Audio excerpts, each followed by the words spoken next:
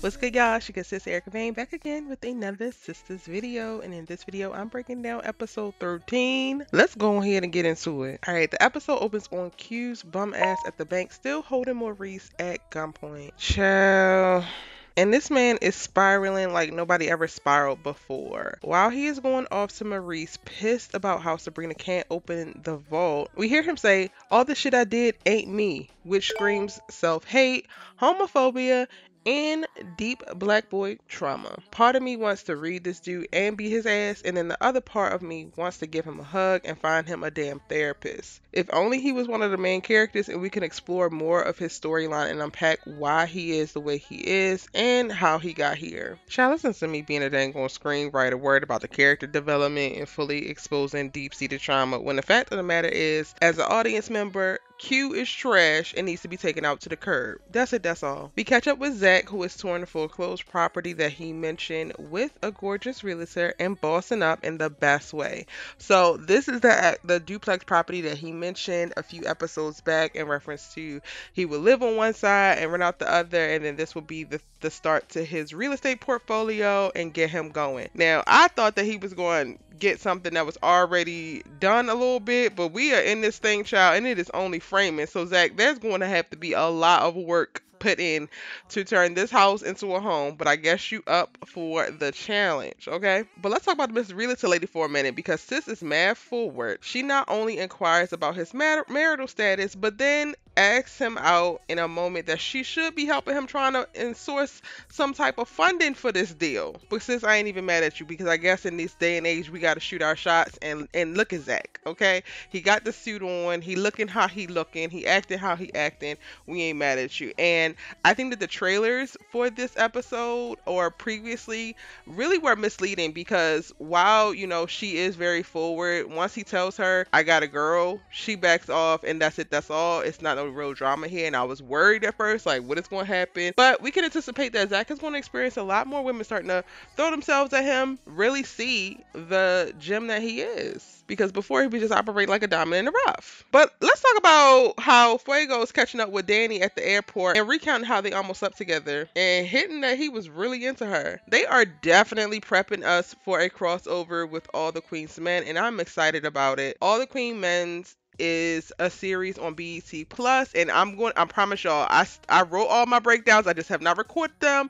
I am going to get those up because I really did enjoy the series. It is dramatic AF, but I enjoyed the series. It stars Eva Marcel. We also see the character who played Jacoby in that, but he's playing Amp there. So it kind of confused me, because I thought at first when Fuego popped up initially in Sisters that they were going to be prepping a crossover, but then when Jacoby went over there and had a whole different name, I was like, okay, so maybe they're not going to have this be continuous. But now that Fuego is popping up again, I think that they will, and maybe they can just explain why Jacoby's name is changed and what's going on. I think that that actually could be a really great explanation to why Jacoby was so mysterious, was so extra forward, especially with Sabrina in reference to like wanting to get with her really quick, because his character in All the Queen's Men just got out of jail, is trying to rebuild his life. So maybe they can make that work and explain that. But I'm all here for it if they do decide to do a crossover between All the Queen's Men and Sisters.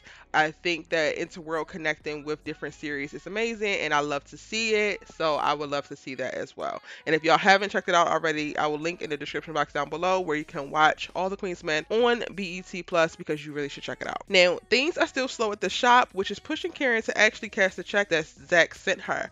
But moreover, it pushes her to call Zach. Child, and on this call, she asks him to go to dinner, and these fools had me stressed listening to them talk on the phone. What I will say, and keep in mind, y'all, I am rocking with Fatima, for sure. But why does Zach have such a visceral response to Karen calling? Homie feels away, and him reacting like that got me like, Fatima, keep your head on the swivel, sis, because homie is wildin'. Zach and Karen had a bomb moment of closure a few episodes back that seemed to lay everything to rest, but now he acting stinkadang. Like, which one is it? Are you still mad or are you not? Are we mature or are we not? And not Zach having Fatima come all the way down to this house for a quick confirmation and some words of affirmation.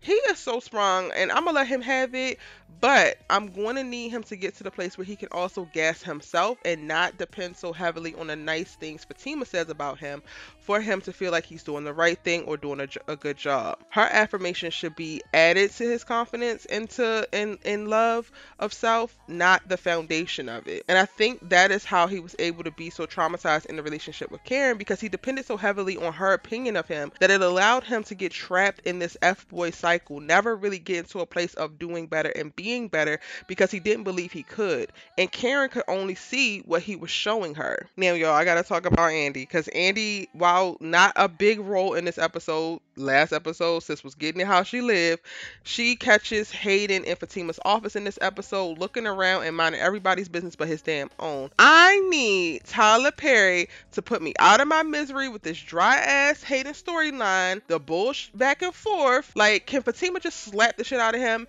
and he fade into obscurity from embarrassment and we all be done with it? I think that's a great storyline. Y'all let me know in the comment section down below. Are y'all here for that? Would y'all love to see that? Because I would. Now, back to the bank and Miss Maurice, honey. He said a few lines actually in this episode, and it kind of made me want to see more from Maurice, similar to how I wanted to see a little bit more from Q, because I felt like we were getting some real sustenance in some of their dialogue that makes a lot of the trivial things that we discuss in the show just kind of like, oh, we don't need to spend time on this. But one of the things that Maurice says is, I'm fat, femme, and undesirable, and that is a thing that ushers us into a moment of his vulnerability with Sabrina around how he is showing up in the world and how he feels about it. And I just thought it was so beautifully endearing, the little glimpses that we saw into his vulnerability in this way. Child, this storyline needs more space and time to breathe, because Maurice processing his thoughts around undesirability and loneliness was so beautiful, and unfortunately it's broken with coy attempts to be comical, which I want to assume is a writer's choice to use comedy as a mechanism, as a thin veil to protect against vulnerability. But then there's a moment when Maurice goes back into deep vulnerability and talks about growing up not feeling love or knowing love. That is real, and for more than just black gay men. And that conversation is worth more than a 3-minute scene amongst work friends, one of which Sabrina is ill-equipped in the moment to fully process and show up for her work friend who is emotionally purging in this way. And child, they definitely could have kept that post-sex whole walk to the fridge. I don't care, Calvin, and this is it. Don't be baby pleasing, talking about you love Sabrina. You literally told Sabrina you loved her that morning and had this whole walking around naked in your apartment that night. Throw the whole Calvin away, y'all. I already said I wasn't doing the bullshit with them. I'm not doing the back and forth with these two. They ain't made it a strong 48 hours yet before some more foolishness is afoot. Y'all need to go y'all separate ways. I don't want to hear it. I don't care what you think about him and he think about you. I don't want to see it. No more Sabrina and Calvin. I don't care. Don't explain. Sabrina, go on and find a new love, sis, because this ain't it. Alright, y'all, that's my full breakdown for Sistas Season 3, Episode 13.